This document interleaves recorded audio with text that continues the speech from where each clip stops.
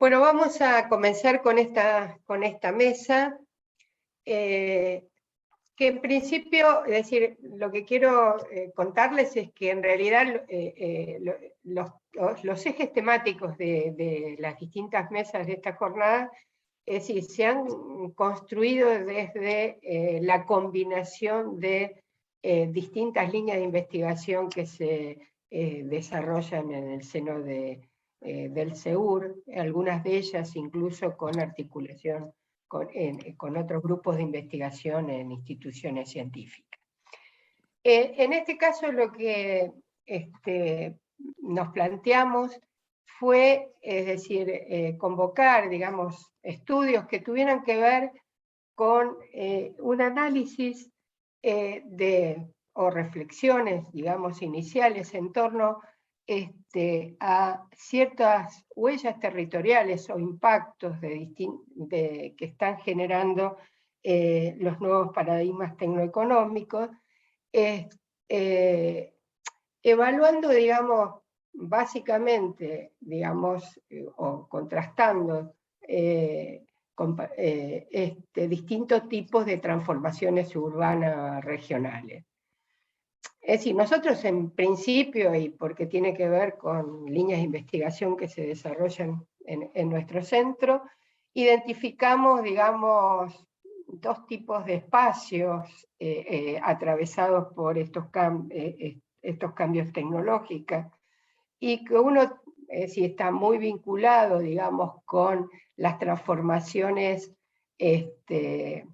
territoriales más físicas, es decir, que tienen que ver con recursos naturales, infraestructura, los diferentes ciclos de inversión y modernización industrial, productiva, y el otro que tiene que ver con lo que se suele denominar el software territorial, es decir, esto que acompaña muchas veces con cierto, a veces con retraso o no, que son las capas de distintos marcos regulatorios, objetivos de planificación, los intereses privados que se intercruzan con estos objetivos, las intervenciones a nivel de las distintas escalas gubernamentales. Entonces, esto, digamos, es digamos, la combinación de posibles transformaciones urbanas o regionales que estarían, digamos, asociadas a este nuevo ciclo de cambios tecnológicos. Claramente, digamos, cuando vemos el listado de ponencias que se presentaron en este bloque, nosotros esta mesa la hemos dividido en dos bloques, teniendo en cuenta, digamos, las sintonías temáticas. Hay una ponencia que ya desde una perspectiva más general plantea los dilemas de esta sociedad digital en los territorios, bajo el título que presenta Sergio González López sería Dilemas de las caras de la sociedad digital en los territorios, lo humano ante la virtualización y nunca me sale, lización. Otra ponencia está planteando la complejidad del trabajo de software en Argentina, una comparación con India y Estados Unidos, de la autora Florencia Podestá. Otra presentación plantea objetivos territoriales y empresariales divergentes, el caso del clúster de software de Tandil, su autor es Nicolás Moncaut. Y por último, por último en el programa, pero que en realidad por razones que han expuesto las autoras, la vamos a hacer presentar primero, es el caso de los hidrocarburos y producción del espacio en localidades neuquinas desde la segunda mitad del siglo XX, presentado por Graciela Blanco y Sabrina Aguirre. Antes de darle la palabra a ustedes, Me gustaría, para que tengamos más o menos una información compartida respecto a quiénes son los autores de estas ponencias. Por un lado tenemos a Graciela Blanco, que es doctora en Historia de la Universidad de La Plata, investigadora independiente del CONICET, cuyos temas de investigación tienen que ver con tierra, producción y Estado en la Patagonia Norte. ¿Perdón? ¿Hay algo? Se está mezclando algo, no sé qué. No. ¿Qué? No, es que a mí me atraviesa una voz. ¿Se escucha bien? Sí. Bien. Perfecto. Bien. Graciela Blanco es profesora de la Facultad de Humanidades de la Universidad Nacional del Comahue, y tiene a su cargo la Cátedra de Historia Argentina 1. Sabrina Aguirre es también doctora en Historia por la Universidad Nacional de La Plata, es becaria doctoral del CONICET, y sus temas de investigación rondan sobre el Estado, procesos de acumulación y pueblos indígenas en la provincia de Neuquén, territorialidades y organización política mapuche desde el siglo XX. Es, a su vez, integrante del Instituto Patagónico de Estudios en Humanidades y Ciencias Sociales, que es de doble dependencia, es decir, Universidad del Comahue y CONICET. Desde México nos acompaña Sergio González López, que es licenciado en Diseño de los Asentamientos Humanos por la Universidad Autónoma Metropolitana de México, es maestro en Arquitectura, Investigación y Docencia Urbanismo, y doctor en Urbanismo por la Universidad Nacional Autónoma de México. Es profesor investigador de tiempo completo en el Instituto de Estudios sobre la Universidad, el IESU, de la Universidad Autónoma del Estado de México. Y es coordinador, colega, compañero de la Red Iberoamericana de Investigación sobre Globalización y Territorio, y miembro del Comité Ejecutivo de la Red Iberoamericana de Posgrado sobre Políticas y Estudios Territoriales, RIPET.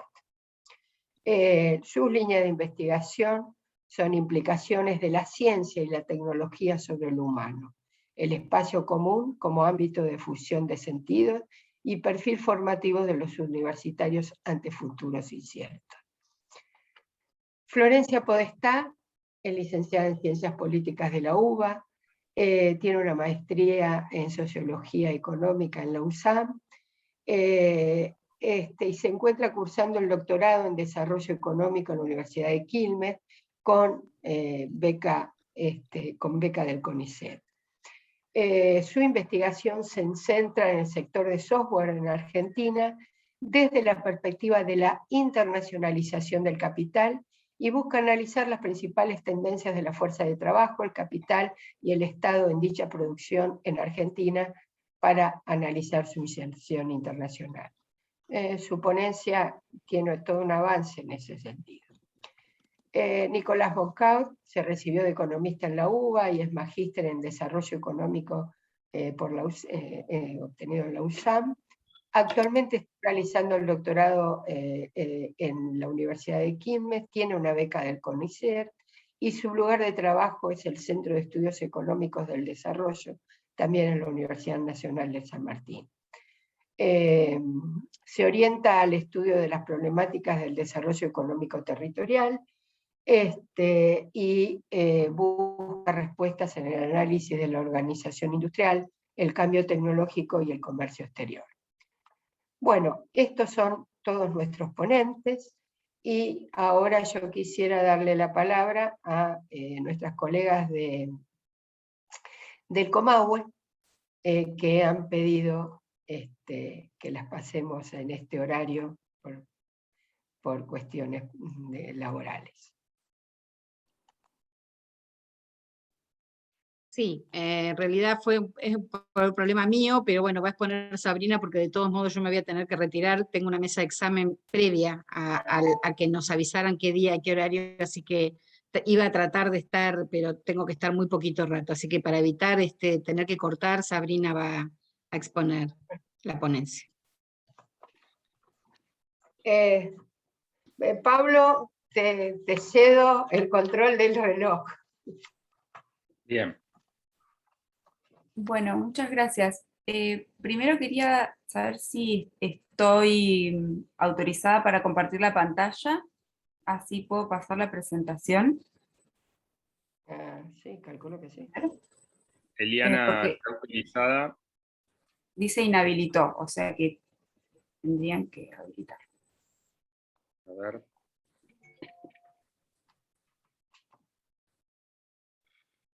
Si yo tengo la posibilidad. Ahí va, un segundo, ¿eh? Sí.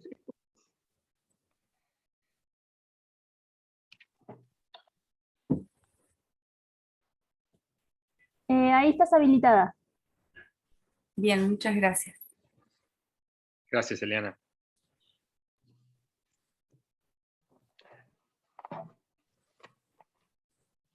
Bien.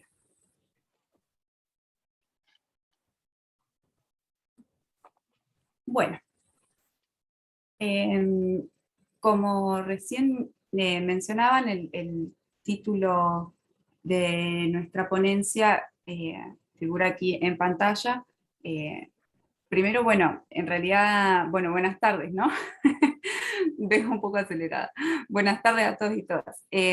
Como ya adelantó Graciela, mi nombre es Sabrina Aguirre y voy a estar presentando un poco en nombre de las dos este trabajo que hicimos, porque bueno, ella se tiene que retirar a una mesa de examen y bueno, para no quedar a mitad de camino, decidimos, bueno, que preparáramos lo que íbamos a decir las dos en una sola voz en este caso, que como, bueno, como vocera designada. Este trabajo es una primera aproximación de un nuevo camino en investigación que empezamos hace poco tiempo junto con Graciela. Ella viene de estudiar durante una larga trayectoria, ¿no? La problemática de tierras dentro de la provincia de Neuquén, pero también en la Nor Patagonia, y yo vengo a estudiar la conflictividad social asociada a ciertas empresas extractivas, ciertas actividades económicas también en la provincia de Neuquén. Entonces, esto de alguna manera era un derrotero que derivaba de la conjunción de nuestros dos campos de interés, así que, bueno, tenemos muchas preguntas y hay muchas cuestiones que están aún sin cerrar sobre el tema, así que, bueno, nuestro interés principal tenía que ver con la posibilidad de que la jornada sea un espacio de diálogo para fortalecer la perspectiva y hacer crecer en definitiva este nuevo trabajo que estamos empezando. Entonces, bueno, el título del trabajo es Hidrocarburos y producción del espacio en localidades neuquinas desde la segunda mitad del siglo XX. Como punto de partida, en primer lugar, el tema de la producción del espacio, comprendida como ese proceso de apropiación social, ¿no? Del espacio con ciertas intencionalidades económicas de uso, pero también asociadas a ciertos sistemas políticos, y también obviamente ciertas representaciones acerca del espacio que también juegan en esto, y justamente este proceso de apropiación como un proceso en el cual se genera plusvalía, se mercantiliza el espacio, y en definitiva también se distribuyen y redistribuyen los recursos.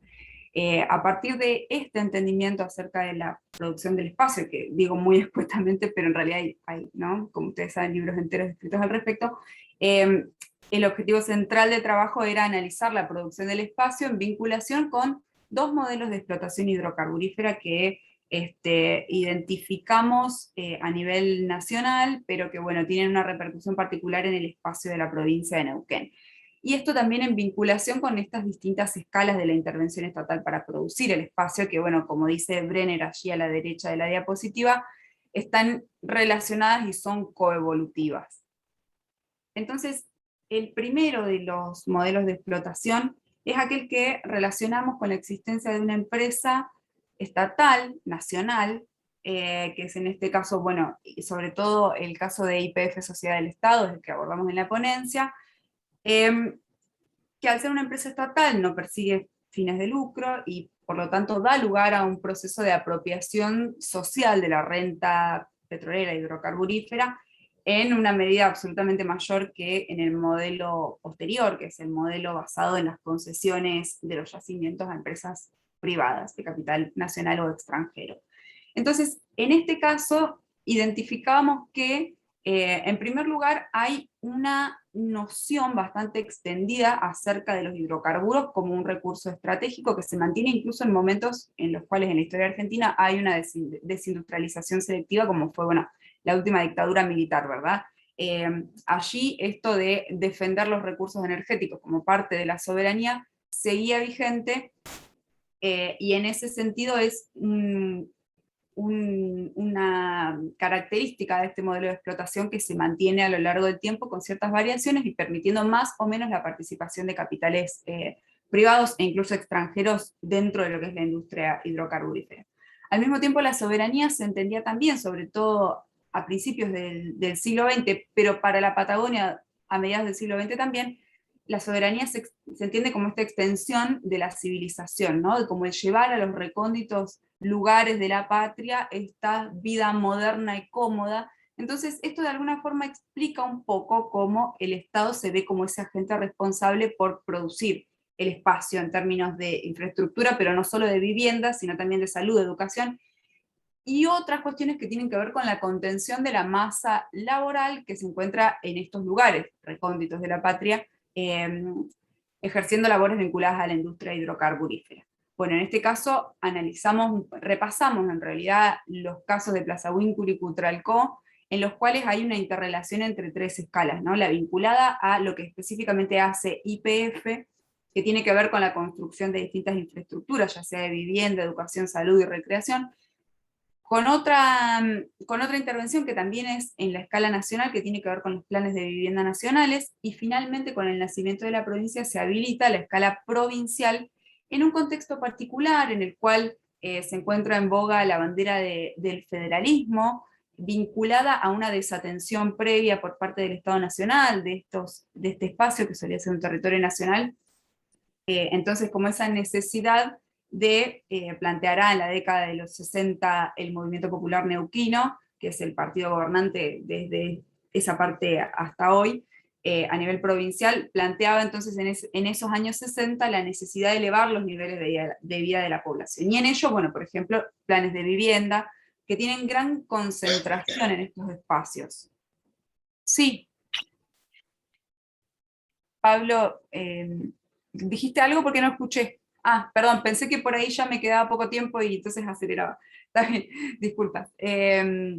Bueno, entonces ahí a la derecha pusimos un mapa que de alguna manera refleja sucintamente, pero gráficamente, los impactos de esta interrelación entre las tres escalas, ¿no? Es un plano de la provincia de Neuquén del año 1974 que muestra la infraestructura cultural en las distintas localidades de Neuquén, y ahí lo que se ve claramente es que la capital de Neuquén, que tenía para ese momento grosso modo 45.000 habitantes, tiene casi la misma cantidad de infraestructura cultural que Cutralcó, que en ese momento tiene grosso modo 19.000 habitantes, es decir, dobla la capital neuquina en habitantes, y sin embargo, si uno contara una por una todas esas instituciones, son 39 en Cutralcó y 35 en la capital neuquina, ¿no? Entre salones comunitarios vinculados a lo cultural, cine, teatro, museos, bibliotecas, etc. Bueno, entonces este es el panorama que simplemente repasamos en la ponencia, con el objetivo de centrarnos sobre todo en este segundo modelo, que es más reciente y que sobre todo se abre paso a partir, digo, de la década de los 90 y del neoliberalismo, que también tiene un matiz específico para la provincia de Neuquén, pues es en ese momento en el cual se termina de consolidar la matriz económica vinculada y dependiente de la actividad hidrocarburífera en la provincia. Entonces, en este momento hay no solo una desregulación y un achicamiento del Estado a nivel nacional, sino dinámicas específicas vinculadas a la dependencia de la actividad hidrocarburífera dentro de la provincia.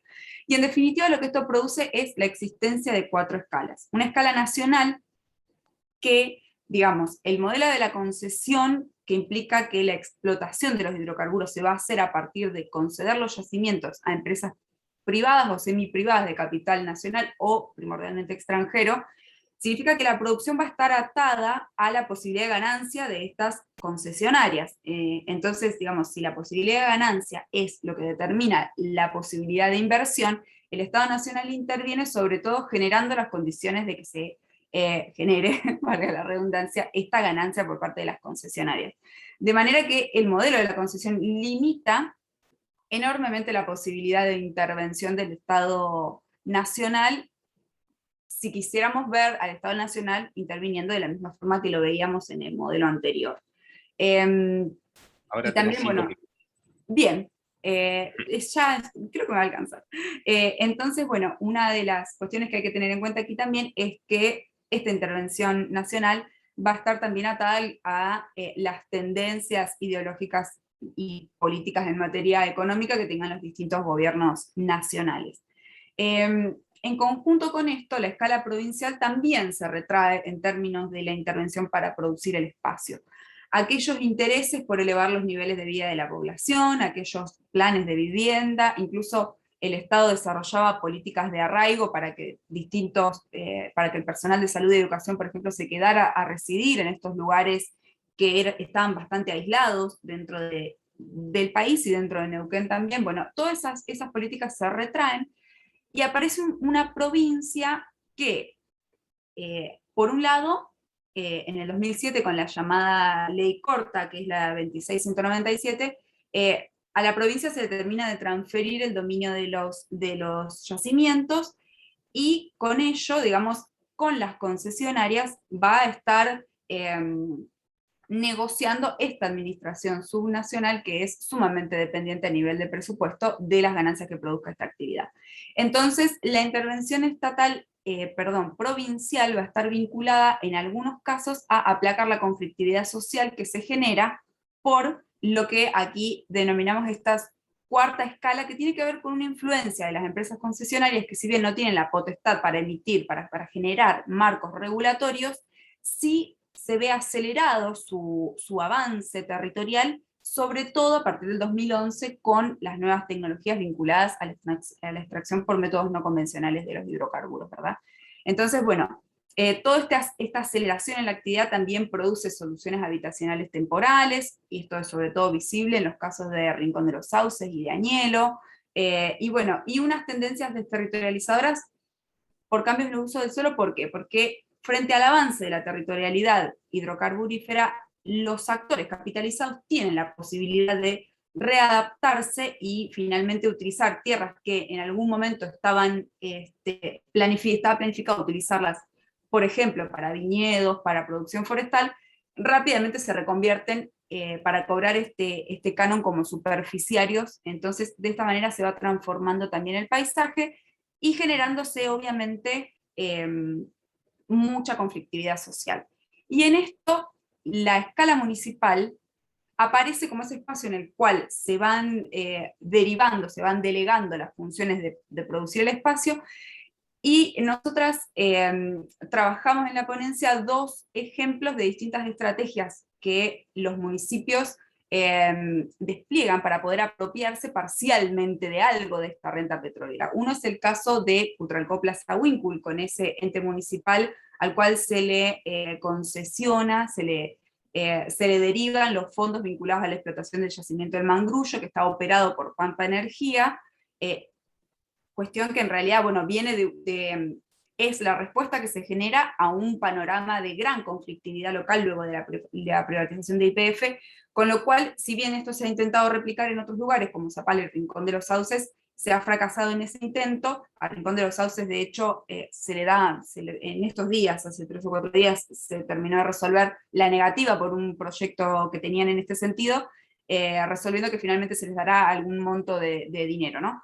Y la segunda escala tiene que ver con la creación en Rincón de los Sauces de una tasa de seguridad e higiene para aquellas empresas que desarrollan actividades o que tienen oficinas o algún tipo de infraestructura dentro del ejido municipal.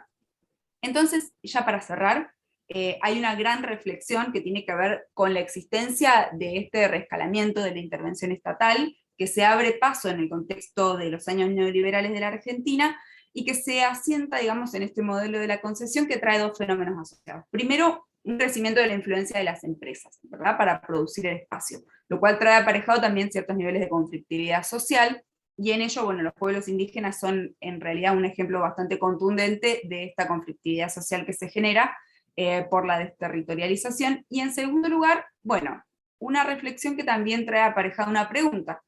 En esta delegación hacia el nivel municipal, para que produzca el espacio, los municipios generan estrategias para apropiarse parcialmente de la renta, y en ello, digamos, podríamos considerar que el municipio es un actor que tiene roles reguladores frente a las empresas, esto sobre todo teniendo en cuenta que en el caso de Rincón de los Sauces, frente a esta tasa de seguridad e higiene, hay empresas que deciden colocar sus infraestructuras fuera del ejido municipal. Entonces, ¿esto es suficiente para plantear que el municipio pueda tener herramientas para regular el comportamiento de las empresas? Bueno, en realidad estamos más inclinadas hacia que es un mecanismo insuficiente para esto, pero suficiente para generar algún tipo de fondos que permite algún desarrollo de infraestructura dentro del municipio, sin duda.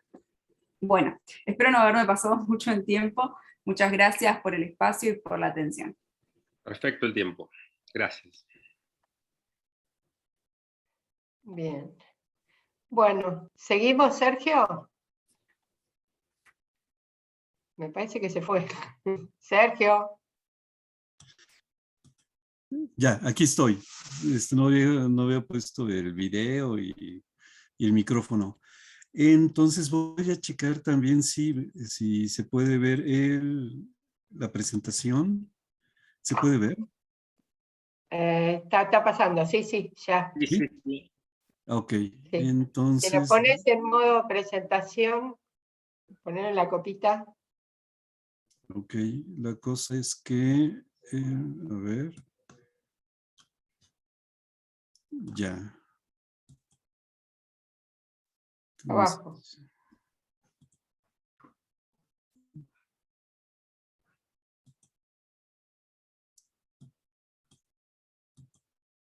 Modo presentación. Ya. Ahí. ¿Se ve? Sí. Sale, bueno. Bueno, primero quiero agradecerte, Silvia, también a Pablo, la oportunidad que me dan de estar platicando con ustedes. En el caso particular de lo que les estaría presentando, tiene que ver con la idea general que tengo de que hay una gran cantidad de dilemas que nos impone la actual sociedad digital y que estas tienen diferentes expresiones territoriales, donde la cuestión fundamental tiene que ver con la relación entre el humano, la virtualización y la también a mí se me complica, reterritorialización, ¿va? Entonces, la opción que tomé en lugar de presentar casos específicos es fundamentalmente platicar con ustedes algunos planteamientos exploratorios que en esencia corresponden con preocupaciones importantes que yo tengo sobre la situación particularmente de la orientación que están teniendo estos procesos complejos, y para tal fin me permito presentarles una serie de planteamientos exploratorios. Uno primero tiene que ver con la idea del carácter disruptivo y existencial de las relaciones de las relaciones entre tecnología, lo humano, el territorio. El segundo planteamiento es que se trata de procesos desiguales y combinados que incorporan fundamentalmente todos los ámbitos sociales, económicos y por supuesto territoriales y también virtuales. Por otro lado, el tercer planteamiento es que los escenarios para nuestra subregión probablemente no son halagüeños, sino que estarían reforzando la desigualdad, el rezago tecnológico, y estaría poniendo en niveles críticos las posibilidades de gobernanza. Y finalmente el cuarto planteamiento es que no se evidencian planteamientos alternativos ni experiencias que tengan la fuerza e influencia capaz de contrarrestar estas tendencias predominantes. Yendo al primer planteamiento sobre el carácter disruptivo y existencial de las relaciones entre tecnología, lo humano y el territorio, el primer punto que quiero resaltar es que si bien para todos nosotros este año fue bastante diferente a los previos y que en algún caso supone que se esté hablando de una nueva normalidad, Creo que más que algo novedoso es fundamentalmente el hecho de la exaltación de tendencias que venían presentándose de manera previa. Y que por otro lado, en ese sentido, son cuestiones que nos cuestionan sobre nuestra propia condición humana, pero también nos meten en una dinámica de aceleración y la confluencia, la constitución de un sistema que se pudiese estar considerando como un sistema digital. Entonces, la primera cuestión tiene que ver sobre el estar matizando la cuestión de las implicaciones de este escenario pandémico. Básicamente en el caso del contexto, las cuestiones más evidentes tuvieron que ver con el enclaustramiento, el distanciamiento social, cierto tipo de incertidumbre ante esta forma en la cual nos estamos volviendo a relacionar, pero también la tecnología se aparecía como una de las opciones que nos permitía poder estar manteniendo actividades y relaciones sociales. Entonces se vio un incremento significativo en el uso de la propia tecnología. Y también lo que valdría la pena resaltar es que en términos de esta situación hubo varios aspectos que probablemente vale la pena estar analizando, que son la relación que tiene fundamentalmente, dado que estamos también en el ámbito académico, la cuestión educativa, el aspecto laboral y el aspecto territorial y la relación entre estos tres elementos, tres componentes. Uno primero tiene que ver con el hecho que la educación y el trabajo, o sea, la formación, el conocimiento y las actividades son uno de los principales atributos que tiene la propia condición humana. El hecho también que estas actividades humanas se encuentran fuertemente vinculadas, la educación y el trabajo, y por el otro lado que es el hecho que es en el territorio donde podemos estar encontrando un contexto de sentido e identidad. No obstante esta importancia y esta expresión que tiene la pandemia, lo que podemos observar es que sin embargo existen tendencias que ponen de alguna manera en atención sobre el alcance de este proceso complejo. Por un lado, el aspecto que tiene que ver hacia una tendencia a la transformación del trabajo, a las condiciones requeridas, a las habilidades. El hecho también que no existe una gran correspondencia entre la parte formativa en las escuelas con los nuevos empleos, el que la mitad de los empleos son sustituibles por las tecnologías y que por otro lado todo este proceso pandémico de la entrecomillada nueva normalidad ha seguido fortaleciendo a los principales centros geopolíticos y tecnológicos. Entonces,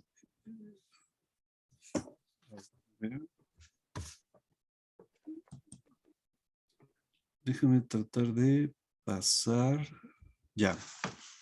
Entonces, valdría la pena preguntarnos con respecto a qué tan nueva es esta nueva normalidad, si hemos dejado atrás algunas cuestiones sustantivas del modelo, del sistema en el cual nos estamos desenvolviendo, que es la cuestión de la exaltación del utilitarismo, el instrumentalismo, la individualización, la especialización disciplinaria, la orientación hacia estar respondiendo al mercado, al supuesto éxito personal, cuestionando la pertinencia o no de lo común, si se ha dejado atrás este peso importante que tiene cada vez más la tecnología en el sentido que mediatiza, impone su lógica, acelera las relaciones sociales, o sea que prácticamente el ritmo de nuestras relaciones están en función de los nuevos avances que tiene la tecnología, y si por el otro lado se ha modificado de manera significativa cuáles son los centros globales que están siendo dominados. Entonces lo que podemos observar es que muy probablemente no ha sido esto, por lo tanto no se trataría de una nueva realidad, una nueva normalidad, sino más bien un reforzamiento de las tendencias previas, y eso lo podemos observar de manera muy clara si tomamos en consideración que, por ejemplo, ya Internet tiene alrededor de algo más de 60 años, cómo hemos estado transitando en la evolución de las telecomunicaciones, donde en la actualidad la 5G es uno de los puntos importantes que está en la propia discusión, no solamente tecnológica, sino geopolítica, esta incorporación o ampliación de la industria 4.0 a una economía 4.0, a la 5G, al Internet de las cosas.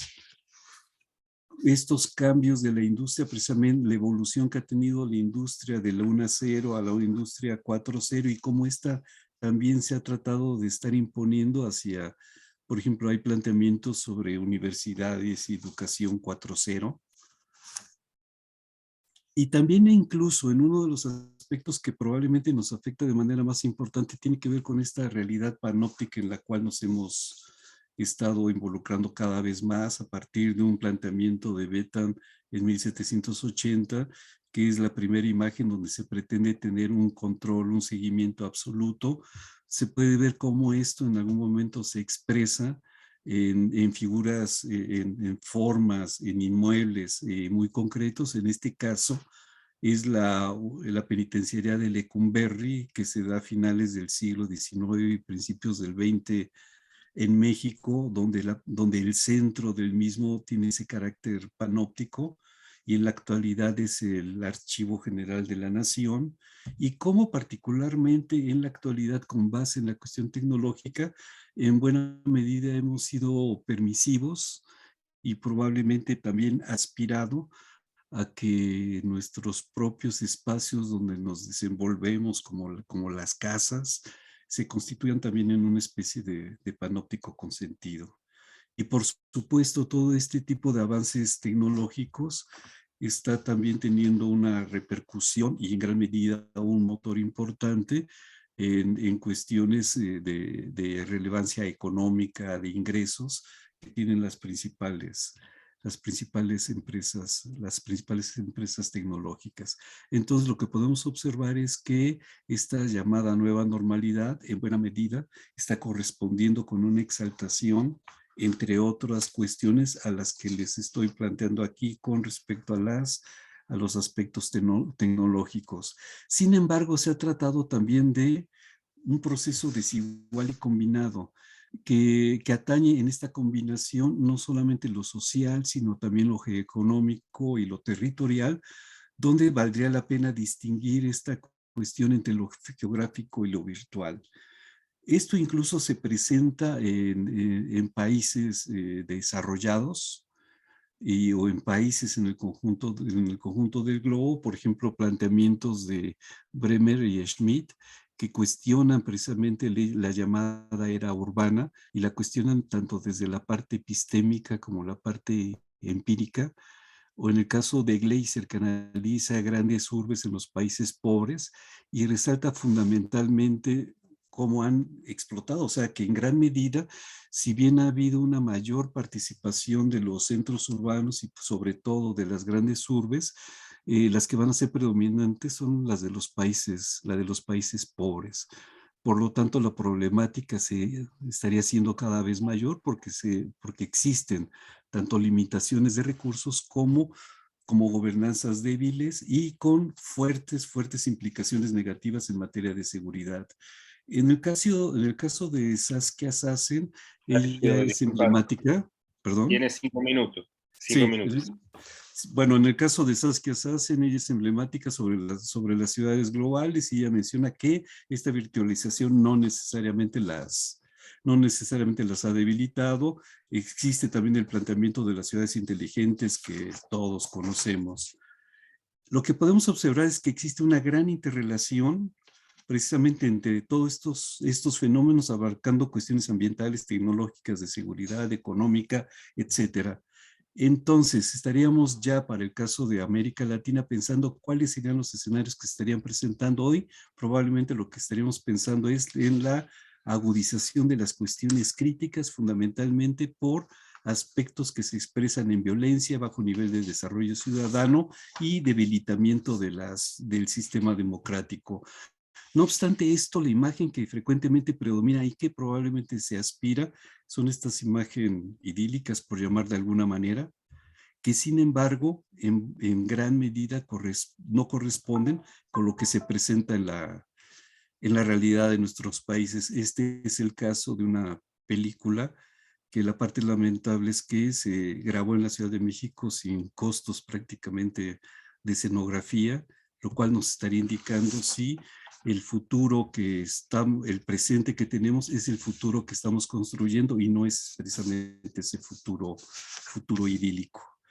En el caso de las evidencias, el último planteamiento que quiero compartir con ustedes es la no existencia de planteamientos que tengan la suficiente fuerza para poder contrarrestar esta tendencia. Y no significa que no sean importantes. Uno de ellos es el del decrecimiento, la decolonización, la transformación socioecológica y las ciudades de enlace. Y finalmente, quisiera adelantar la posibilidad de no quedarnos probablemente en estar pensando en el espacio, en esta dicotomía de lo público y lo privado, sino fundamentalmente estar pensando en otro tipo de espacios que son más fluidos, que se tienen que estar construyendo de manera cotidiana, que serían los espacios comunes, pero que demandan una identidad muy significativa por parte de los ciudadanos. Y ya, lo último es que nos encontramos en desafíos muy probablemente de tipo existencial y que son prácticamente únicos, donde probablemente no tengamos alguna oportunidad de aprendizaje de los errores, donde tenemos que buscar en otras formas para poder estar avanzando sobre la resolución de los problemas y que las instituciones probablemente no contribuyen de manera significativa como marco para tal fin, y que debemos estar buscando otra forma de estar dimensionando el ámbito en el que estamos, no como servicios o espacios particulares, sino pensar en bienes públicos mundiales. Muchas gracias.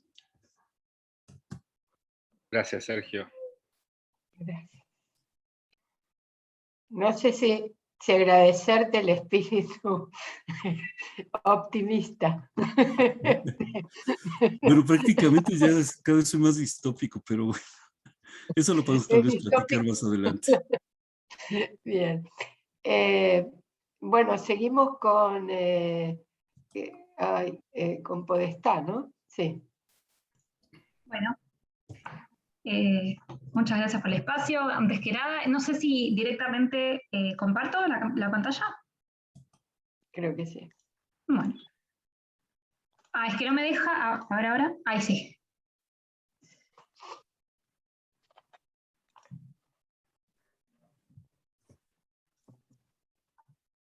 ¿Ahí se ve? Sí. Sí. Bien, bueno, espero llegar con el tiempo, cualquier cosa me avisan, porque la verdad es que esta ponencia es parte de un trabajo de tesis que, bueno, me costó un montón poder resumirlo para los límites que presentaba obviamente el formato de las jornadas. Así que, bueno, voy a ir pido disculpas si quedó un poco telegrama, pero voy a hacer lo posible para poder presentarlo y que se entienda lo mejor posible. El trabajo se titula La complejidad del trabajo de software en Argentina, una comparación con India y Estados Unidos. Y es parte, como les decía, es la parte de lo que vengo a presentar hoy, el trabajo empírico que desarrollé como parte de mi tesis de maestría en Sociología Económica de la UNSAM, que tiene un fundamento teórico que por ahí es lo que voy a tener que mencionar brevemente. Si bien es súper interesante para poder charlarlo, como me voy a enfocar en lo empírico, lo menciono brevemente para que se entienda por qué básicamente voy a trabajar el concepto de complejidad del trabajo, por qué elijo el sector de software en Argentina y por qué la comparación con estos dos países. Entonces, un poco esto se explica, estas elecciones se explican porque parto de considerar, o sea, mi interés teórico parte de analizar estos procesos que transformaron el modo de producción capitalista en los últimos 40 años, que los caracterizo como de internacionalización de la producción, en donde, digamos, a partir de la baja de la tasa de ganancia de fines de los 60 y principios de los 70, los distintos capitales, fundamentalmente del centro, se van deslocalizando hacia la periferia, y en este proceso de internacionalización del capital, ya no solo del comercio, sino del capital mismo, se va industrializando la periferia. En este proceso de industrialización de la periferia, las distintas regiones de la periferia se van diferenciando. O sea, en principio se conforma una nueva división internacional del trabajo, en donde una parte de la periferia, en realidad toda se industrializa, pero sin embargo, en cuanto a la inserción predominante en el mercado mundial, el sudeste asiático es como el ejemplo paradigmático de producción en base a una industrialización rápida, en base a mano de obra barata, y en base a bajos costos en general, pero América Latina sigue predominantemente insertándose en el mercado mundial como fundamentalmente exportador de manufacturas de origen agrario y manufacturas de origen industrial de bajo valor. En esta diferenciación de las distintas regiones, en esta inserción del mercado mundial, tiene un lugar importante la complejidad, a mi entender, la complejidad del trabajo realizado en cada espacio. Esto es, en los centros se sostiene la producción más compleja, de producción mayor de valor, y en la periferia se deslocalizan aquellos procesos más simples. Si bien en algunas producciones, como puede ser el software, para la periferia misma estas producciones llevan un grado de complejidad mayor que el resto de su estructura productiva, en cuanto a la cadena no es tan así, ¿no? Son predominantemente labores más simples.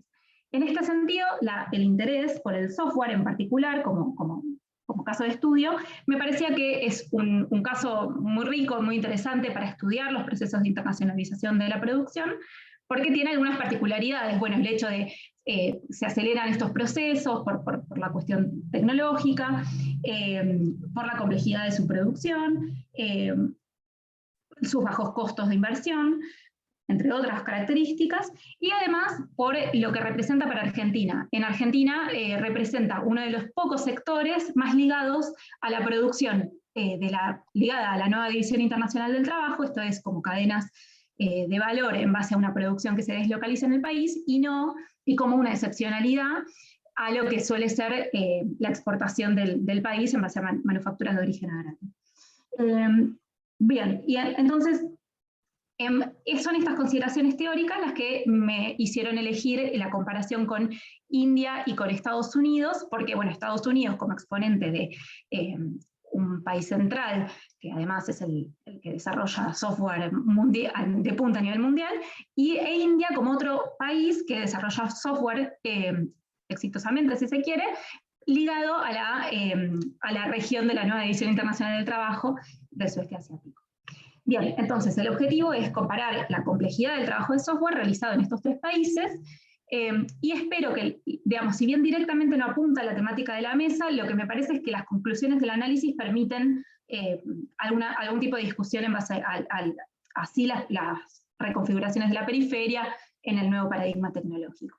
Y el primer problema o cuestión metodológica que se me presentaba es cómo operacionalizar el concepto de complejidad, porque lo que me pasaba cuando empecé en las primeras lecturas para analizar el software era pensar un poco, bueno, ¿qué es lo que se produce en Argentina? ¿No? Porque está este debate de si es complejo o no es complejo, si es de punta o no. Entonces me costaba, digamos, encontrar parámetros para poder medir eso. Por eso recurrí a la comparación. Y en cuanto a la operacionalización del concepto, me baso como digamos, esta distinción que hace Marx, muy básica, de la producción de valor y plusvalor, que es fuerza de trabajo utilizando medios de producción que tienen como resultado un producto del trabajo. Dentro de la fuerza de trabajo, como variables tomo, bueno, los salarios, los costos laborales y la educación de la fuerza de trabajo, que me parece que pueden dar cuenta de distintas dimensiones de la complejidad del trabajo y la capacidad para agregar valor de esta fuerza de trabajo. Los medios de producción los tuve que dejar de lado por la dificultad de encontrar datos y porque además son poco relevantes en esta industria en cuanto a las brechas, no hay tanta brecha en ese sentido, así que los dejé de lado y me concentré también en algunas variables que indican características del producto del trabajo del software. Bueno, en ese sentido tomé las exportaciones del software de los tres países, el destino de la producción, el tipo de mercancía producida y la exportación de bienes TIC porque demandan software especializado. Bueno, desde ya es muy difícil encontrar datos sobre los tres países, con lo cual se dificultó un montón la comparación, pero en parte esto, digamos, utilizar datos relevados por instituciones internacionales ayudó bastante porque utilizan las mismas fuentes y definiciones y permiten una comparación más fácil. Pero adicionalmente tuve que utilizar estadísticas oficiales, informes de cámaras empresarias, reportes de investigadores e instituciones estatales, algunas entrevistas, en profundidad, y eso me permitió completar el panorama, si se quiere. Entonces voy a presentar a partir de ahora las distintas dimensiones estas de la comparación muy rápidamente. En primer lugar tenemos los salarios, tomando a Estados Unidos como el 100%, digamos, lo que se ve en la comparación salarial es una fuerte división centro-periferia, ¿no? La periferia tiene salarios entre el 20 y el 10% de los del centro. Pero a la vez vemos una segunda dimensión, que es la diferenciación dentro de la periferia, ¿no? El hecho de que Argentina, los trabajadores de software de Argentina ganan el doble, o tienen salarios en dólares el doble que los de India.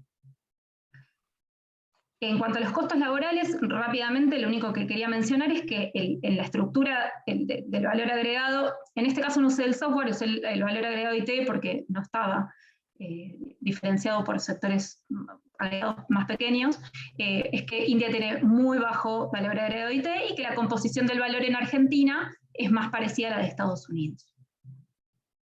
En cuanto a la educación de la fuerza de trabajo, no pude incorporar a India debido a la falta de datos comparables. Lo que hice fue comparar Argentina y Estados Unidos, y lo que vemos en este caso es que, bueno, digamos, la diferencia fundamental está acá, o sea, en el universitario incompleto, debido a la gran deserción que hay en Argentina en los estudios, específicamente en el sector de software. Mientras que el 75% de los trabajadores del software tienen, o sea, ingresan a una carrera de grado, si tomamos quienes terminan y tienen el título, este porcentaje disminuye al 34%.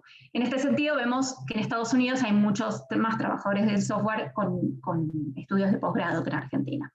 Vale igualmente hacer una aclaración que también está en el trabajo, que es el hecho de que los sistemas educativos son bastante disímiles. O sea, las carreras de grado en Argentina suelen ser más extensas y tienen como una parte más especializada de la formación, que en Estados Unidos, en el sistema educativo de allá, el título de bachelor no lo es tan especializado y hay veces que se complementa con ese título de posgrado que podría explicar esta diferencia. Sin embargo, la alta deserción en los estudios da cuenta de una menor educación en la fuerza de trabajo.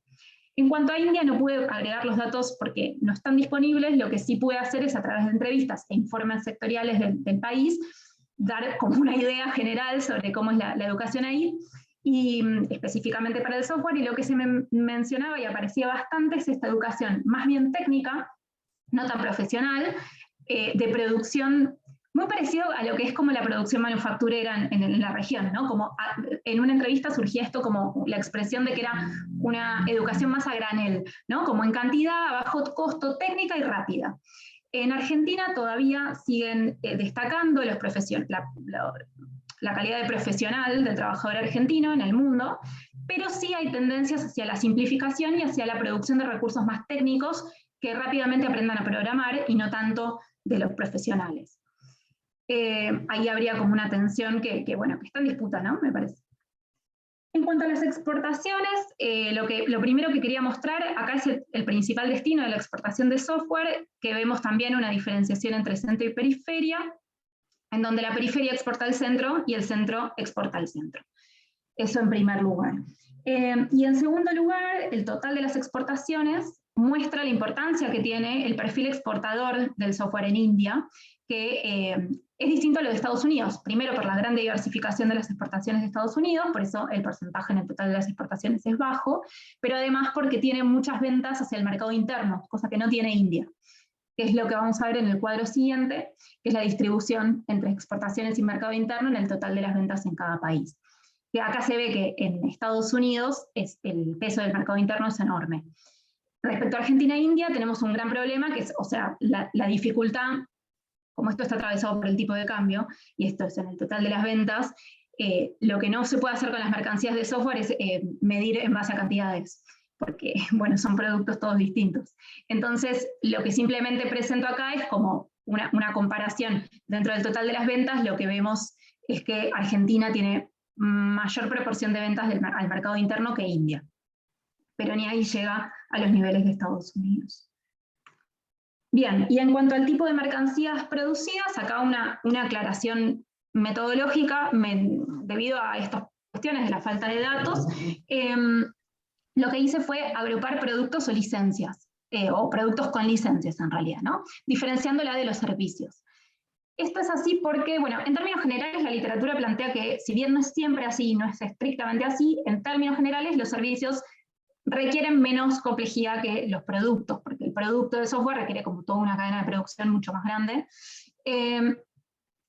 Como los productos en su mayoría se licencian y las licencias en su mayoría son de productos, los agrupé, sobre todo porque en Estados Unidos la exportación de licencias de software es muy grande, entonces si no lo tomaba, quedaba como, digamos, no le hacía justicia a la realidad. Lo que pasa es que tanto en Argentina como en India, las exportaciones, o sea, la balanza comercial de licencias no está subdividida para saber cuáles son de software y cuáles no.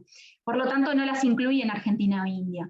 Pero, digamos, me pareció que metodológicamente se podía hacer, porque en ambos casos, tanto ni Argentina ni India son superavitarias en exportación de licencias. Por lo tanto, digamos, no se destacan por la exportación de licencias. Por lo tanto, creo que los datos pueden mostrar estas tendencias fielmente. Y lo que vemos es que Argentina tiene muchísima más exportación de productos que India, para ver en cuanto a la periferia, ¿no? Pero que en términos generales la periferia exporta servicios. En el caso de India es tremendo, o sea, el 95% son servicios. Quiero decir la brecha, ¿no? Bien, y finalmente la última dimensión que tomo es la exportación de bienes TIC. Lo tomo porque, digamos, los bienes TIC pueden demandar software específico para esos bienes, ¿no? Y lo que vemos en este caso es, bien, en primer lugar que India exporta muchos más bienes TIC que Argentina, o sea, en el volumen, pero bueno, Estados Unidos... Me quedan 3 minutos. ¿Cuántos? ¿3? Bueno, nada, la exportación de bienes TIC de India es mucho más grande, Argentina es minoritaria, no tiene participación en esta producción y aparte tiene que ver con su lugar en la nueva edición internacional del trabajo, esto que mencionaba, ¿no? Que no lo caracteriza. Entonces, para detenerme en las conclusiones, un poco es que la producción, creo que lo que muestran estos cuadros es que la producción internacionalizada de software muestra una primera división centro-periferia, que es bien clara, tanto en Argentina como India existe subcontratación a bajos costos, se basan los bajos salarios en dólares y tienen principal destino de exportación a Estados Unidos, pero vemos una diferencia significativa al interior de la periferia, ¿no? Y lo que vemos es que el software argentino queda, a mi entender, en una posición de complejidad intermedia. La complejidad intermedia se puede ver en los niveles salariales, en los educativos, en la composición del valor agregado del software, en la proporción de exportaciones, de la demanda del mercado interno, y en la proporción de productos que exporta. Pero aparte, un dato que no surge de la comparación, pero que aparece en entrevistas y demás, es la deslocalización de parte de la producción de software argentina a India. Es decir, hay parte de la producción de software en Argentina que el trabajador argentino no lo hace, que en menores costos se realiza en India. Y además vemos la vinculación que tiene la producción de software con el lugar que ocupan estos países en la nueva edición internacional del trabajo. En el volumen de las exportaciones, los salarios y los bienes TIC, que bueno, no tengo tiempo para profundizar porque quiero pasar a la última placa, que es qué consecuencias tienen estas producciones en los países periféricos y algunas reflexiones para pensar la cuestión en el territorio. Y en este sentido, lo que me surgía es que en la periferia el espacio con estas producciones se fragmenta aún más, o sea, es un espacio que es fragmentado, una estructura heterogénea, que se fragmenta aún más con la profundización de las brechas tanto entre trabajadores como entre sectores productivos. Respecto a los primeros, al mercado laboral, lo que vemos es que el trabajo calificado, digamos, en la periferia, el software requiere trabajo calificado, pero que sin embargo es simple en la cadena, y además una gran fragmentación y una brecha salarial. En Argentina hay una diferencia, digamos, el software está bastante bien pago, pero en India la brecha es mucho mayor. En cuanto a la vinculación con otros sectores, ahí planteo que si bien India tiene una industria de bienes TIC, la producción de software se organiza en base a la exportación. No porque haya insuficientes esfuerzos de vinculación entre sectores, porque además el sector de manufacturación de bienes TIC existe, sino por las tareas demandadas en el mercado internacional y las características de las empresas que operan en India. En Argentina la demanda del mercado interno existe, pero es menor, y el tipo de cambio aparte impulsa la exportación. Esto también corresponde a India, ¿no? Digo, el tipo de cambio tiene que ver no con una cuestión de vinculación de sectores, sino que, digamos, propicia para la exportación. Entonces, La integración con industrias más complejas, en el caso de Argentina, es más limitada, ya que además Argentina no produce competitivamente ese tipo de bienes. Con lo cual, que podrían demandar el software. Entonces, esto se vincula con la exportación de la inserción que tiene Argentina en la nueva edición internacional del trabajo. Bueno, me apuré mucho, pero creo que llegué. Perfecto, perfecto, Florencia, gracias. No, gracias a ustedes. Bien, seguimos con Nicolás Moncada, caso Tandil. Bien, bueno, voy a compartir pantalla.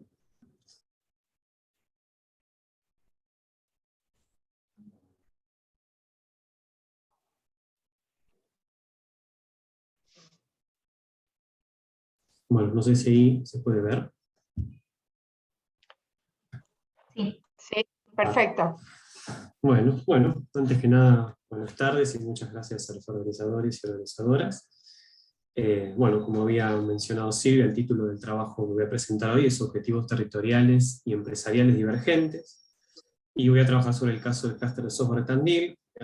Digamos, al igual que comentaba Florencia, esto surge de un trabajo de tesis, así que también puede ser que me extienda un poquito, voy a hacerlo lo más acotado posible, como la selección de información fue bastante complicada.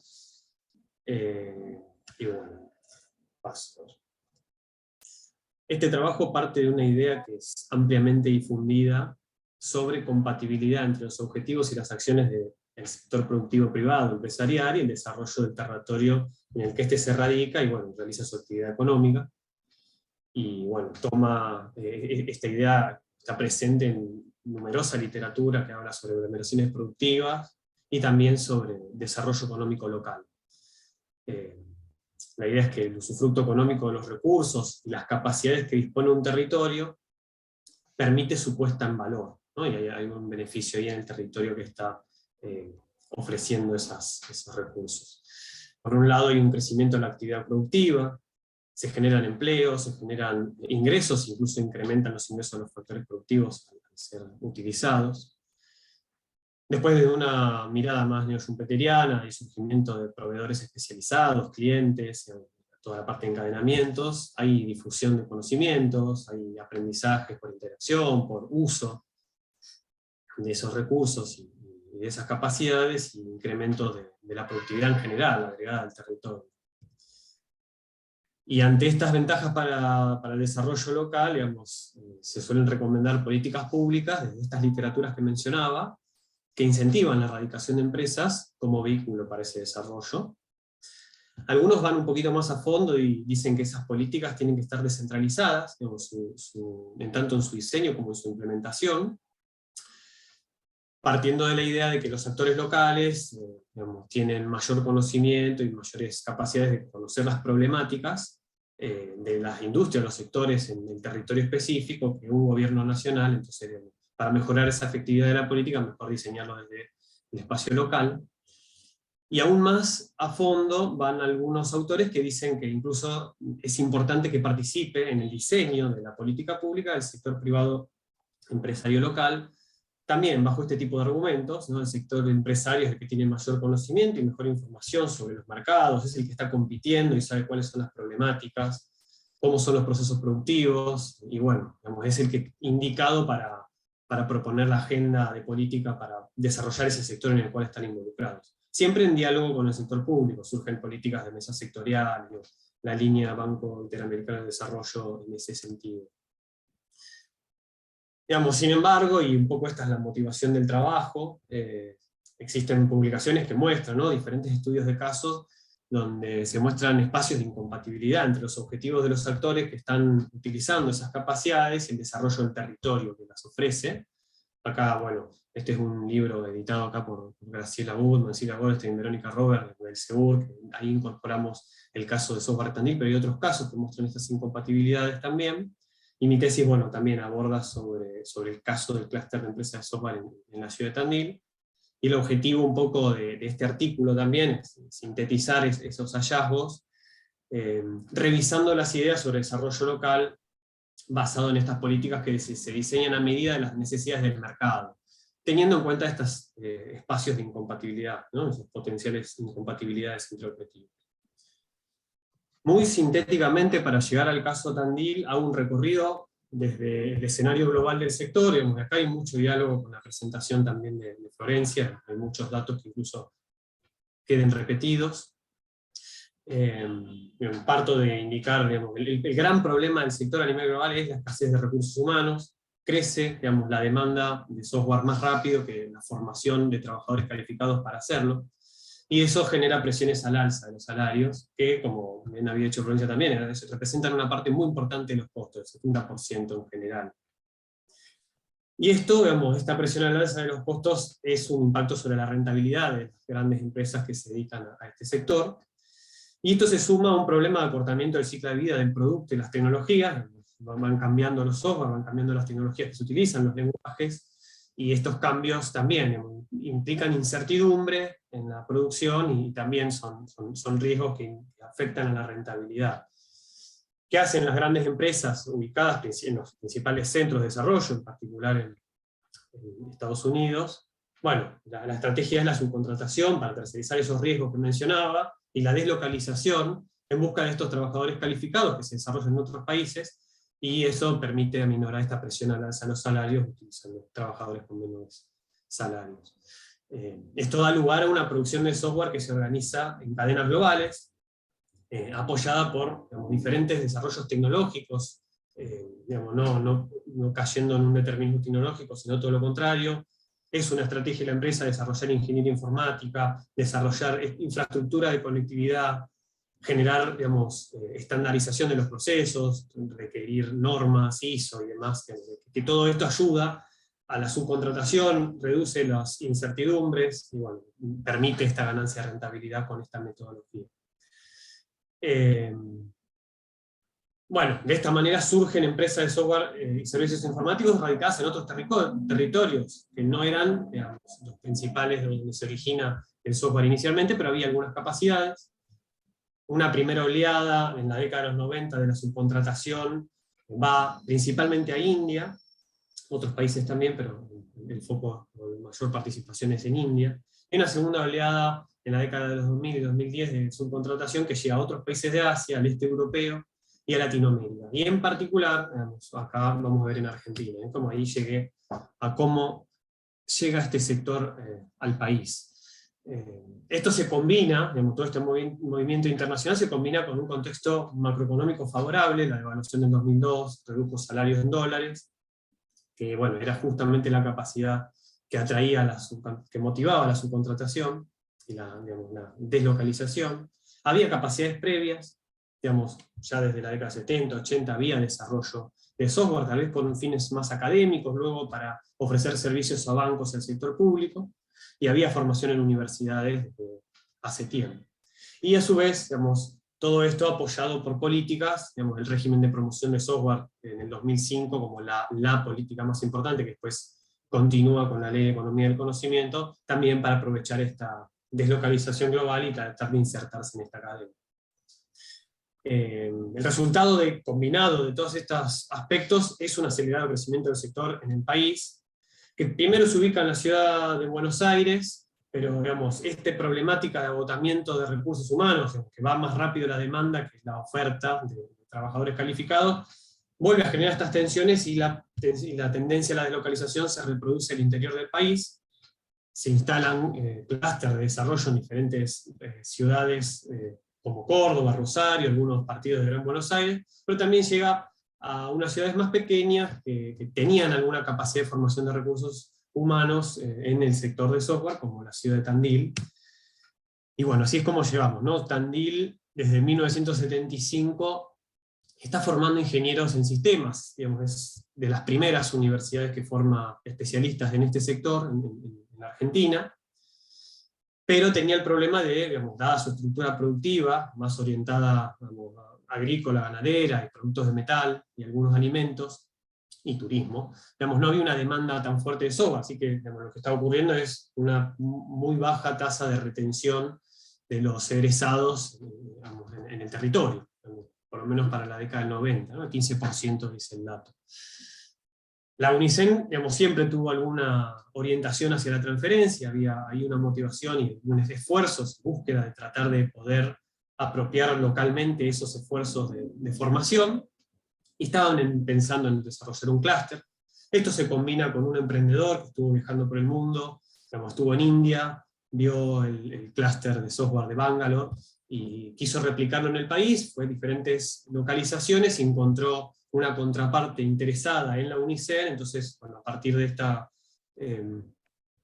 estos dos actores, este emprendedor pone la primera empresa, Idea Factory se llama, en el clúster de Tandil, y se inicia en el 2003 este proceso de subcontratación que llega también a la ciudad de Tandil. Bueno, el clúster, hoy en día tiene más de 80 empresas, tiene más de 1.700 empleos en el sector de software, y se especializa en servicios, ¿no? Como también mencionaba Florencia, para el nivel nacional. Como acá el porcentaje de exportación sobre la facturación es mayor incluso que lo que pasa para el promedio del país, 70%. Y lo que vemos es, bueno, 2003-2009, vemos toda una tendencia de crecimiento muy acelerado del sector, que da lugar a una complementariedad de objetivos entre estas empresas que se empiezan a radicar y el desarrollo del territorio. Digamos. Se pueden poner en valor esas capacidades que estaban migrando, de alguna manera. Se genera facturación, se generan divisas, se genera empleo, se generan remuneraciones altas.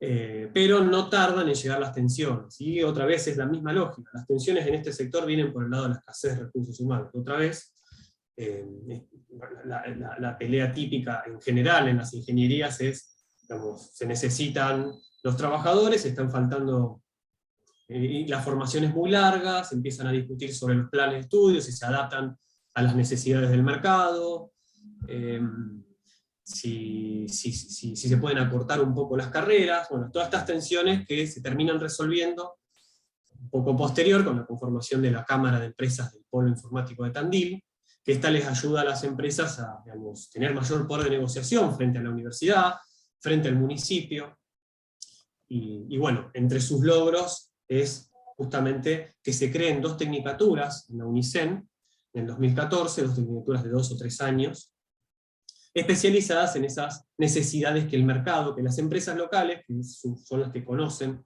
lo que se necesita formar, y las lograron diseñar y estuvieron participando en ese diseño. También en el plan estratégico para el desarrollo del sector de la ciudad de Tandil fue diseñado en conjunto con la Cámara y el municipio. Entonces también, digamos, siempre, volviendo a lo que decía antes, diseñó la política con centralización en las necesidades de las empresas que están ahí ubicadas. ¿Qué resultados encontramos en términos de reconfiguración de la formación en el territorio? Acá hay algunos datos sobre, digamos, ingresantes a las carreras informáticas de la universidad, y vemos cierto estancamiento en los inscriptos en ingeniería. Digamos, la barra negra son ingenierías, las otras 2 son las tecnicaturas. Fíjense que para 2001-2002 teníamos niveles superiores a lo que pasan todas las 2 décadas siguientes, exceptuando 2020-2021, que hay en crecimiento de las inscripciones en las ingenierías. Y por otro lado vemos un rápido crecimiento de los inscriptos en las tecnicaturas, en particular en esta, que es para aplicaciones, la TUDAI, aplicaciones informáticas de 2 años.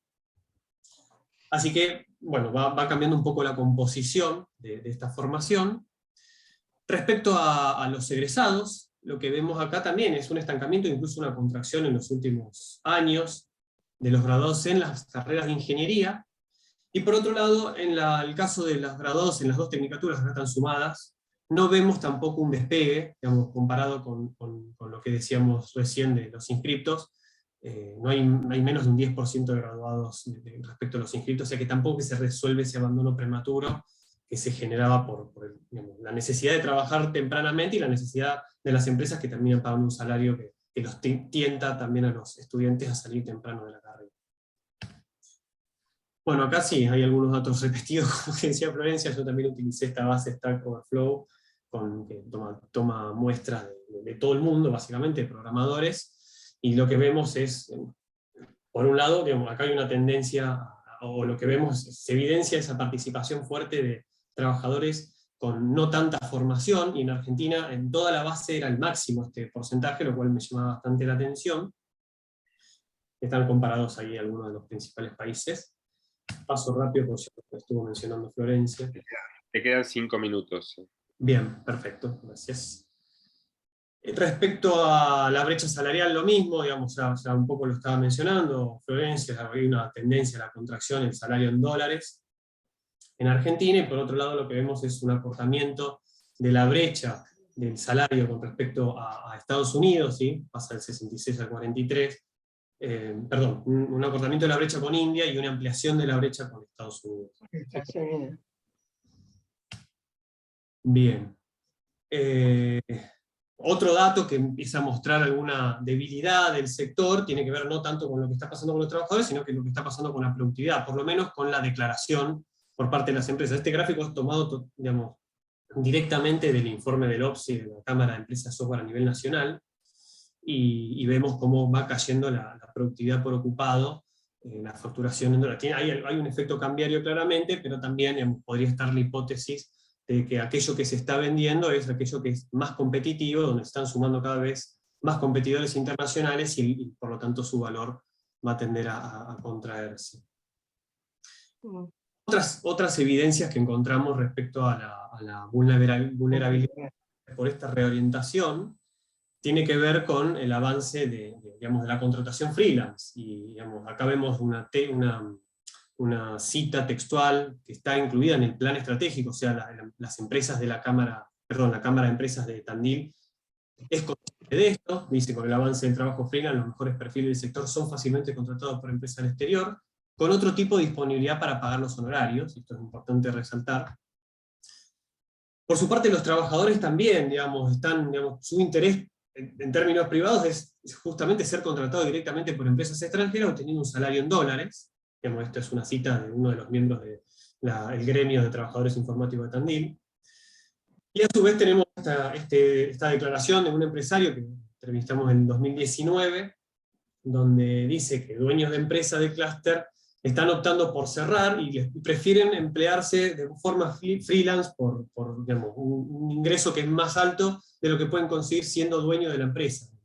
Fíjense, la tendencia a directamente puentear a ese clúster de empresas y contratar directamente al trabajador. Bueno, un poco unas conclusiones, perdón que me extendí un poquito.